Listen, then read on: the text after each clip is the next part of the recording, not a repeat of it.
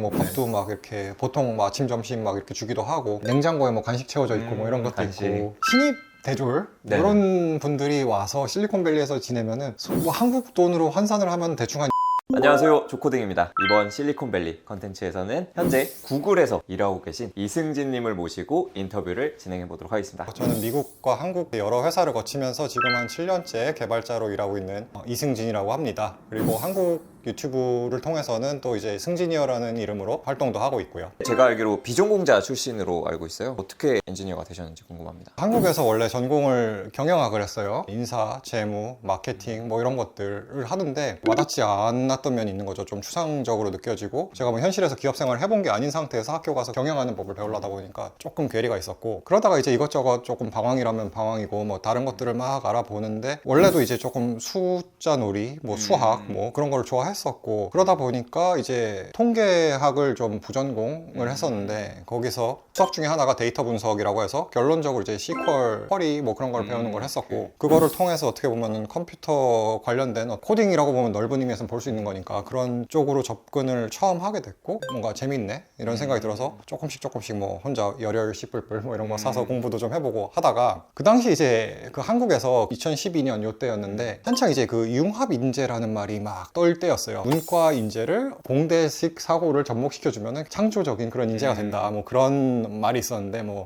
네. 저도 그 흐름을 타고 이렇게 뭐 어떻게 보면 커리어가 만들어진 건데 네이버에서 주관하는 프로그램이 있었습니다. 그 소프트웨어 멤버십이라고 해서 전공을 가리지 않고 소프트웨어에 관심 있는 애들을 뽑아다가 교육을 좀 시키고 웹 개발의 기본 이런 걸 좀 배우고 중간에 평가도 하고 그 다음에 인턴도 시켜보고 뭐 그런 걸 하면서 이제 어떻게 보면 요즘 말하는 그게 부트캠프랑 조금 네네네. 흡사한 면이 있는 것 같은데요. 뭐 그런 과정을 거치면서 트레이닝을 받아서 졸업 후에 이제 네이버에서 처음 직장 생활을 하게 됐었죠. 문과 출신에서 이제 네이버에서 일하게 되셨는데 공부 방법이나 네이버에서 업무 경험이 궁금합니다. 어쨌든 저는 네이버에서 주관하는 프로그램을 통해서 이렇게 쭉 따라서 정직원까지 한 거니까요. 처음에는 거기에 취직하기 위해서 뭔가 이렇게 따로 제가 뭘 했다 이런 개념보다는 그 당시에 이제 고민은 그런 고민이었던 것 같아요. 이제 이 프로그램을 쭉 따라가면은 거기서 정직원을 뽑아준다는 건 알겠는데 그럼 여기서 일단 잘하는 게 1차적인 목표가 되는 건 맞고 네. 그럼 만약에 그게 된다고 쳤을 때 개발자들은 대부분은 이제 컴퓨터를 뭐 대학교에서 뭐 4년 전공을 한 사람들 그 다음에 그 사람들 중에서 또 어떤 사람은 또 어려서부터 되게 취미가 있었던 사람들 뭐 이런 사람들일 거니까 이제 이분들하고 내가 같은 자리에서 이렇게 업무를 수행하고 하려면은 그러니까 저도 소위 말해 뭐 1인분 하는 개발자가 되려면은 그게 될까? 뭐 이런 거에 대한 의문이 있었고 혼자서도 사이드로 준비를 조금 했었죠. 그러니까 예를 들면은 네네. 온라인 강의들이 있을 거잖아요. 뭐 콜세라 이런 것도 그때도 있었고 콜세라. 그런 거 강의를 들으면서 어떻게 보면 기초 이론을 채우는 거를 조금 하려고 했고요. 저희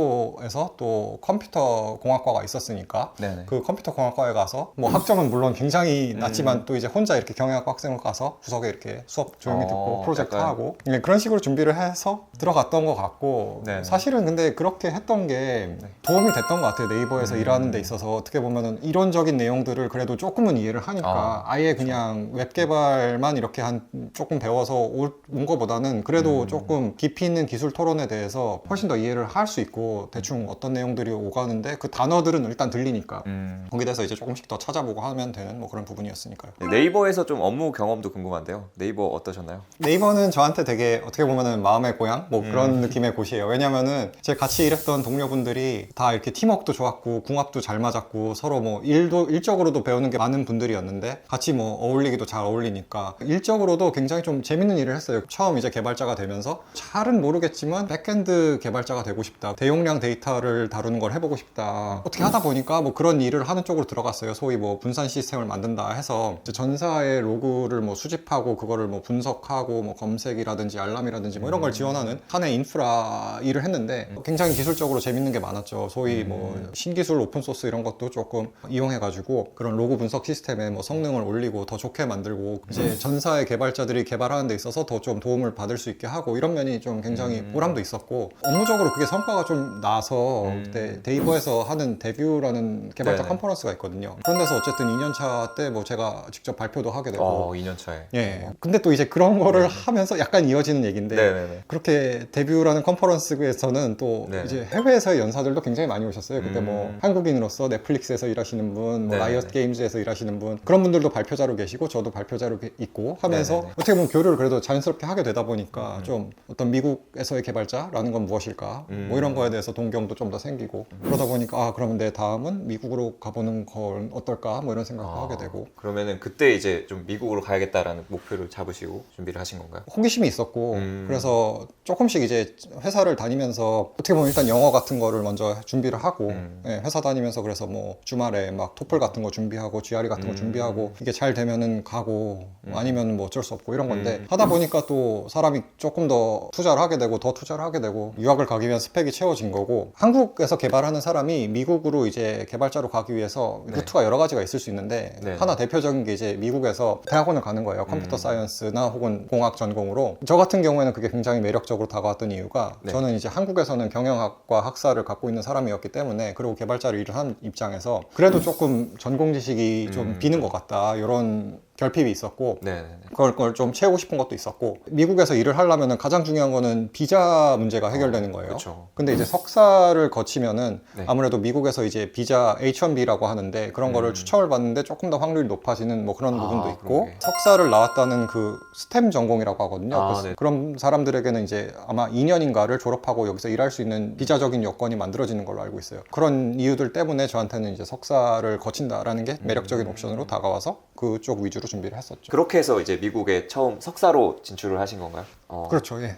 그러면은 거기 석사에서 생활도 좀 궁금한데요. 네. 좀 어떤 걸 공부하셨고 그게 실무에서 나중에 좀 도움이 되셨는지. 두 가지 정도로 얘기해 볼 수가 있을 것 같은데 한국에서 미국으로 넘어오는 자체가 굉장히 네네. 큰 전환이거든요. 왜냐면 제가 뭐 미국에서 그전엔 살아본 적도 없고 말도 되게 떠듬떠듬하고 하니까 그런 의미에서 사실 대학원을 거친다는 거는 굉장히 좀 좋았죠. 공대 대학원을 가보면은 외국인 유학생들이 굉장히 많아요. 그 아시안 계열도 굉장히 많고 그러면은 이제 영어가 그래도 조금 부족해도 어쨌든 뭐 하는 데 있어서 수업 듣고 과제하고 하는 데 있어서 너무 어렵지 않게 따라갈 수 있는 부분이 있어가지고 어떻게 보면은 미국 생활 적응하는 데 있어서 조금 좋은 그런 면이 있었고 전공적인 지식을 네네. 채우는 면에 있어서는 아무래도 제가 아까 말씀드렸다시피 저는 이제 경영학 학사를 갖고 있는 사람의 입장에서 좀 그런 깊이를 채우고 싶었던 부분도 있었는데 그런 면에서도 조금 저는 좋은 경험을 했어요. 여기 어쨌든 그 수업들이 컴퓨터로 학부를 하고 나온 다른 친구들에게는 좀 뭔가 반복적이다 이런 말도 했었지만은 저는 어쨌든 모든 게 다 새롭고 다 깊이 있게 들어가고 제 느낌에는 그렇기 때문에 뭐 기억에 남는 어떤 대학원에서 배웠던 것들이 데이터베이스 수업, 컴파일러 수업 이런 것들이 제일 기억에 남는데 이런 거를 겉핥기가 아니라 이제 돌아가는 그 구조를 배우고 그 안에 이론이 어떤 것들이 들어가는지 뭐 그리고 그런 것들을 실제로 구현을 하고 뭐 데이터베이스 엔진, 뭐 컴파일러 작은 규모의 컴파일러를 직접 개발을 해서 거기서 무슨 최적화 같은 것도 또 실제로 뭐 구현을 해보고 근데 그런 걸 통해서 배우는 것도 굉장히 많았고 저는 아무튼 되게 값진 시간이었다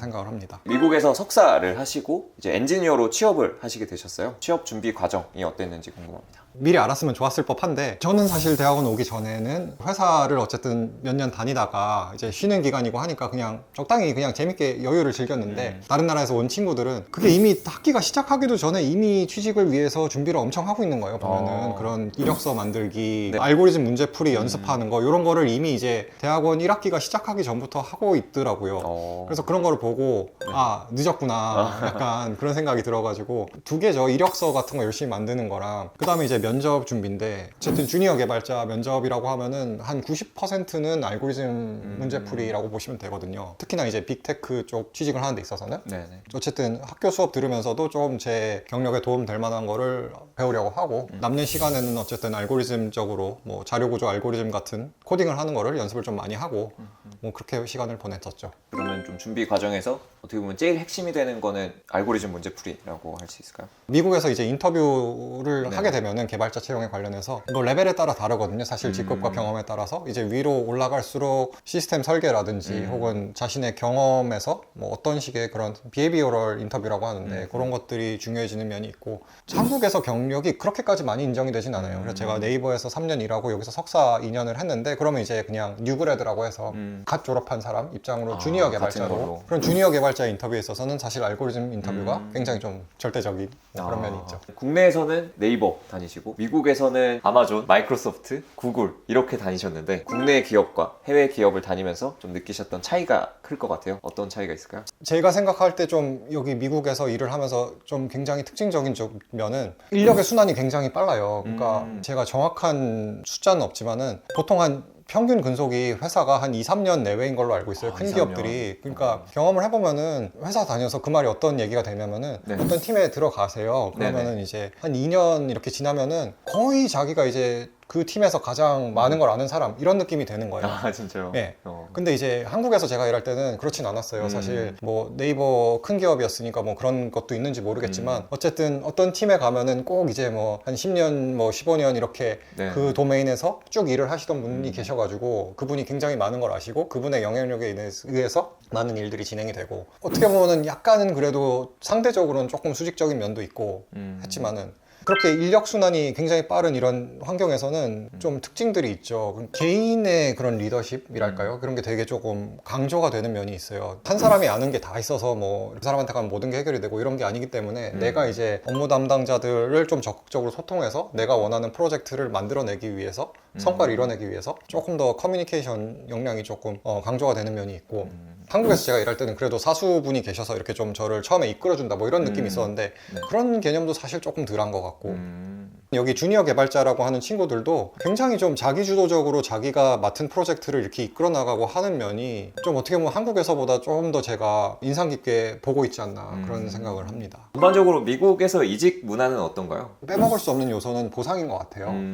실리콘밸리 기업들이 보상을 해주는 구조가 일반적으로 많이 채용하고 있는 그런 형태가 4년에 걸쳐서 주식을 주는 뭐 그런 게 있어요. 그럼 그걸 이제 4년에 걸쳐서 나눠 받으면은 4년이 딱 지나고 나면은 그 다음에는 좀 이렇게 보상이 좀 줄어드는 이런 효과가 나는 곳들이 있거든요. 그러다 보면은 이제 한 3년 차, 4년 차 돼갈 때 자연스럽게 이제 또 새로운 곳으로 옮기게 되면 더 많은 보상을 받게 되고 뭐 이런 경우가 있다 보니까 그래서 이제 사람들이 어떻게 보면 이직이라든가 이런 거에 굉장히 좀 항상 열려있는 느낌이기도 하고 그러면은 또 이제 이직에 있어서 어떤 곳으로 갈 것인가 이 문제도 물론 본인이 갖고 있는 어떤 열정이라든지 뭐 관심사라든지 이런 것도 있겠지만은 그때도 보통 이제 사람들이 많이 하는 방법은 면접을 한 번에 여러 기업이랑 막 보는 거예요. 여러 군데서 오퍼를 받으면은 협상에 유리한 고지에 설 수 있는 딱 가장 강력한 방법이 되는 거죠. 이제 여기서 얼마 준다는데 너네 그러면 이제 얼마 준다. 너네 얼마 줄래? 뭐 그런 거. 그 다음에 그러면 맞춰줄게, 더 줄게. 그러면 이제 너넨 얼마 줄래? 뭐 그런 느낌의. 야 좋네요. 네, 그러다 보니까 이제 서로 회사끼리도 그걸 아는 거예요. 얘를 어디다 뺏겼다. 뭐 그러다 보니까 이제 각자 보상 면에서도 충분히 경쟁력이 있게 유지를 하려고 하고 그러다 보니까 올라가고 전반적으로 그 페이가 그런 면이 좀 있습니다. 여러 개 이제 미국 회사들을 다 다니셨는데 네. 그 회사들에서 좀 구체적인 경험들도 궁금한데요. 네. 처음에 업무적인 면에서는 좀 어떤 일들을 하셨는지 궁금합니다. 인프라 일도 조금 해보고요. 사내에서 뭐 어떤 모니터링 툴 같은 거 만드는 것도 좀 해보고 서비스의 뭐 백엔드 이런 일을 좀 요즘은 주로 하고 있어요. 그래서 지금은 이제 구글에서 플레이 스토어라는 조직에 속해가지고 제품의 기능 개발을 이제 백엔드 쪽에서 하는 일을 하고 있어요. 기술적인 면도 궁금한데요. 좀 어떤 기술, 프레임워크, 뭐 언어 이런 걸 사용해서 작업을 하시나요? 큰 회사에서 일하다 보면 좀 특징적인 면 중에 하나인데 저도 들어오기 전엔 몰랐던 네. 그러니까 제가 네이버에서 일할 때만 해도 그래도 오픈소스를 굉장히 많이 활용을 했었어요. 한국 그래도 굉장히 큰 기업이잖아요. 사내 네네. 인프라도 많고 사내 프레임워크도 많고 했지만은 오픈소스의 활용도 굉장히 높았는데 미국에서 그래도 몇몇 회사를 다녀봤지만은 사내 내부적인 기술에 투자를 굉장히 많이 해요. 일을 하는 데 있어서 사실 오픈소스라든지 그런 것들에 대해서 의존도가 그렇게 높지는 않다고 느끼고 웹서버 같은 것도 네네. 한국 같으면 스프링 막 이렇게 많이 하고 하지만은 네네. 미국 회사들은 보면은 다 자기만의 어떤 웹서버 프레임워크가 자체적으로 만든 게 있어가지고 자체적으로. 산에서 그런 걸로 개발을 하고 뭐 코드 리뷰 툴 이런 것도 심지어 많은 회사들이 자기네 걸 만들어서 자기네 걸 사용을 하고 몇 가지 이유가 있을 수 있지만은 자기 자체적으로 개발을 하면은 어떻게 커스터마이징을 얼마든지 할 수가 있는 거고 네. 또 사내에서 다른 툴들과 연동도 뭐 오픈 소스를 가져와서 다른 걸 붙이려는 것보다는 훨씬 유리하게 할 수 있기 때문에 예, 그런 게 조금 굉장히 특징이고 또 그렇기 때문에 사내 인프라에도 투자를 굉장히 많이 한다 이런 느낌을 좀 받고요 일을 하면서. 평가하는 방법도 궁금한데요. 사실 엔지니어를 평가한다가 되게 회사마다 다를 것 같은데 빅테크에서는 좀 어떤 식으로 평가를 하나요? 저는 그냥 미국 와서 느끼는 게 어쨌든 동료 평가라는 게 굉장히 좀 중요하다 그런 면을 느끼고 예를 들면 그런 거예요. 내가 이제 뭐를 잘했다라고 말을 하고 싶으면은 그대로 인정을 받기 위해서는 또 이제 누군가가 그걸 서포트해주는 말이 있어야 받쳐주는 동료들이 있을 때 더 빛이 나는 법인 것 같고요. 진급이랄까요? 프로모션 이런 거에 관해서도 그런 면에서 이제 동료들의 인정이 굉장히 중요해지는 부분도 있고 네트워킹을 잘 해놓아서 막 친한 동료들이 생기면은 뭐 더 이렇게 잘 써주고 이런 것도 있는 건가요? 물론 그런 게 아주 없다고는 할 수 없을 것 같아요. 사람이 하는 일이다 보니까 네. 그 동료들이 하는 말에도 어쨌든 그 뭔가 기반하는 데이터가 있어야 되는 근거가 거거든요. 있어야 되니까. 그러니까 막상 내가 뭐 얘랑 친하다고 해서 막연히 막 이렇게 해줄 수는 없는 부분인 것 같아요. 제 생각에는. 빅테크 하면 빠질 수 없는 게 복지가 좋은 걸로 유명하잖아요. 빅테크 전반적으로 복지는 좀 어떤가요? 복지가 참 좋은 면인 것 같아요. 뭐 예를 들면은 건강보험이라든지 그런 것부터 시작을 해갖고 뭐 밥도 막 이렇게 보통 뭐 아침 점심 막 이렇게 주기도 하고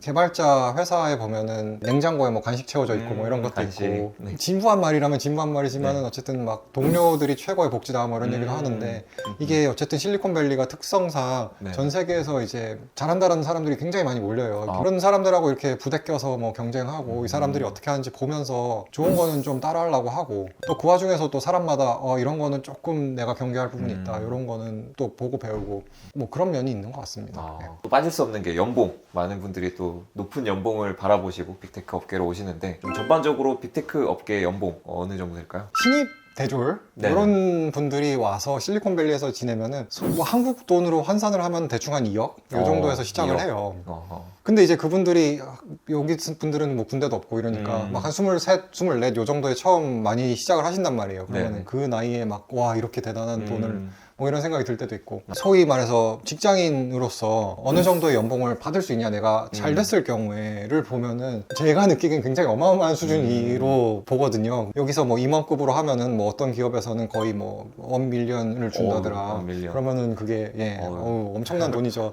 네. 사실 직장인으로 굉장히 상상하기 힘든 초봉 수준도 좀 상당히 높은데 그 상방을 바라보면 또 진짜 상당하다. 예. 승진님이 생각하시기에 좋은 개발자다라고 하면 어떤 개발자가 좋은 개발자일까요? 소위 말해서 잘 나간다 혹은 주변에서 인정을 받는다 이런 동료들을 보면은 물론 당연히 이제 기술적인 이해도도 굉장히 높죠. 뭐 언어라든지 코딩 능력이라든지 이런 것도 있지만은 분석적인 사고력이 하나가 있을 수 있고 그 다음에는 열려있는 사고랄까 이런 것들을 가진 사람들이 더 많은 사람들한테 인정을 받음으로써 또 좋은 기회를 받게 되고 그렇게 되는 것 같아요. 사실 개발을 해보셨으니까 그게 구현을 어떤 거를 만들기 위해서는 내가 생각하는 뭐 그런 구현 방안 외에도 뭐 수백 가지가 있을 수 있는 거잖아요. 사실은 내가 어떤 주장을 펼쳤을 때 그 틀에 갇혀가지고 반론이 들어왔을 때 이렇게 유연하게 반응을 하지 못하는 사람이 있고 그러면 이제 상대방이 이런 문제가 있다 저런 문제가 있다 왜냐면은 사실 큰 조직에서 일한다는 게 내가 보지 못했던 다른 문제점들이 항상 있을 수 있는 거거든요. 내 생각엔 이게 최적의 답이라고 생각을 했지만 그 최적의 답이 다른 팀이 보기에는 최악의 답일 수도 있는 거예요. 사실은 그러다 보니까 어떤 문제가 들어왔을 때 그거를 유연하게 그러면은 내가 생각했던 게 답이 아닐 수 있구나 하면서 그런 여러 사람들의 고민이 담긴 어떤 하나의 구현물을 만들어내고 그러면 이제 모두가 행복한 그런 제품이 그렇게 발전해 나갈 수 있게 이끌어 나갈 수 있는 그런 역량을 가진 뭐 그런 분들이 많이 이제 인정을 받고 그러다 보면은 더 조직 내에서 성장해 나가고 그런 것 같습니다.